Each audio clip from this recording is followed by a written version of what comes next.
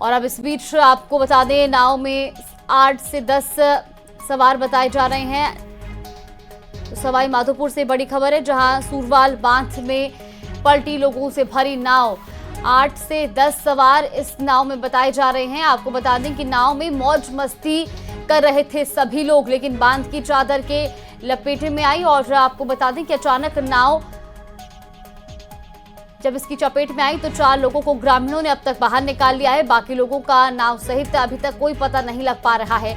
NDRF की team को भी मौके पर बुलाया गया है, लेकिन फिलहाल ये बड़ी जानकारी सामने आ रही है, जहां सूरवाल बांध में दरअसल नाव में 8 से 10 लोग जो है वो मौज मस्ती कर रहे थे, लेकिन इस बीच जो नाव है वो पलट गई। और अब तक जानकारी जो मिल रही है उसके मुताबिक इस नाव में 8 से 10 लोग सवार थे और मौज मस्ती कर रहे थे। सूरवाल बांध में नाव पलटने से अब तक 4 लोगों को हालांकि ग्रामीणों ने बाहर निकाल लिया है, लेकिन बाकी लोगों का नाव सहित अभी तक पता नहीं लग पाया है। इसमें 8 से 10 लोगों के सवार होने की जानकारी मिल रही है, लेकिन अभी तक ग्रामीणों ने 4 ही लोगों को निकाला है।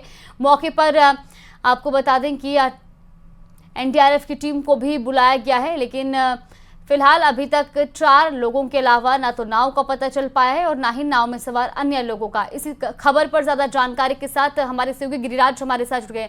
गिरिराज, किस वक्त की घटना बताई जा रही है और जो 4 लोग जिन्हें ग्रामीणों ने बाहर निकाला है, क्या वो अभी सुरक्षित हैं?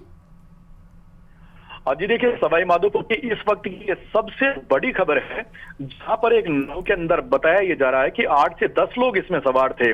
और बताया ये भी जा रहा है कि ये जो सभी लोग थे ये किसी काम से नहीं, बल्कि मौज मस्ती के लिए और मछलियां पकड़ने के लिए सिर्फ ये इस नाव में सवार होकर के और सूरवाल बांध में गए थे। और सूरवाल बांध इस सवाई माधोपुर जिले का सबसे बड़ा बांध है। लगातार ये ओवरफ्लो हो रहा है, तेज इसकी चादर चल रही है और अथाह इसमें पानी है।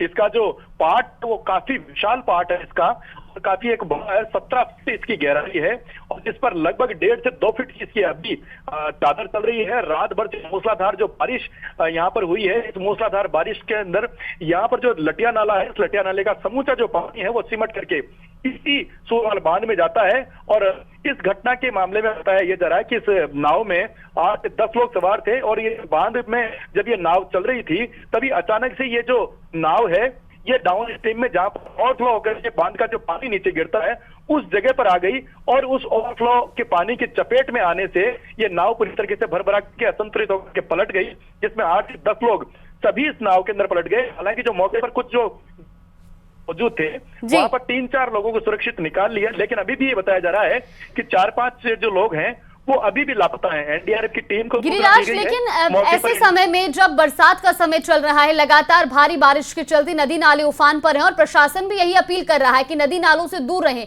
ऐसे में लोगों की लापरवाही अब उनके लिए जानलेवा साबित हो रही है। निश्चित रूप से देखिए, ये सिर्फ और सिर्फ ये बड़ी एक लापरवाही का ही नतीजा है, लापरवाही की ही परिणति है कि इतनी बड़ी जो घटना है वो यहाँ पर घटित होती हुई देखी जा सकती है। लगातार जिला प्रशासन ये अपील कर रहा है और जो पानी है, पानी का वेग इतना जबरदस्त है, बांध की स्थिति इतनी जबरदस्त है कि दूर से देखते हुए पानी को फिलहाल भय लगता है, भय महसूस होता है। लेकिन उसके बावजूद कई लोग इस भय की परवाह किए बगैर लोग सेल्फी के चक्कर में और कई लोग मौज मस्ती के लिए नाव में यहाँ पर चले गए और इस जबरदस्त नाव के अंदर यहाँ पर जो बहाव के बीच में ये नाव आ गई और ओवरफ्लो जहां से ये पानी निकलता है समूचे बांध का, उस चपेट में ये नाव आ गई और नाव अतुलित होकर के और इसी बांध की डाउन स्ट्रीम में चली गई है। बड़ी बात यह है कि अभी तक अन्य जो लोग इसमें बहे हैं नाव का भी पता नहीं लग सकता और अन्य जो 4 लोग हैं बिल्कुल, लेकिन गिरिराज, एनडीआरएफ की टीम को भी सूचित किया गया है कि अभी तक एनडीआरएफ की टीम वहां पर पहुंची है लोगों को रेस्क्यू करने के लिए?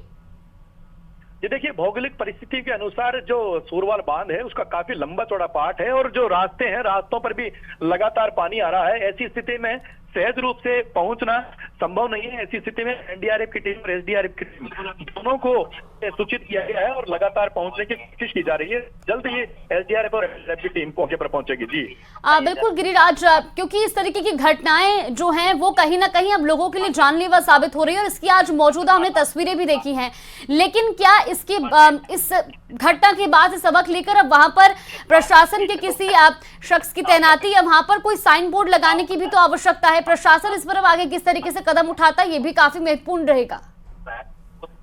निश्चित रूप से देखिए साइन बोर्ड लगाए जा रहे हैं, जिला प्रशासन द्वारा अवेयरनेस हेतु प्रोग्राम चलाए जा रहे हैं, जिला प्रशासन द्वारा लगातार मीडिया के माध्यम से अपील लोगों से की जा रही है।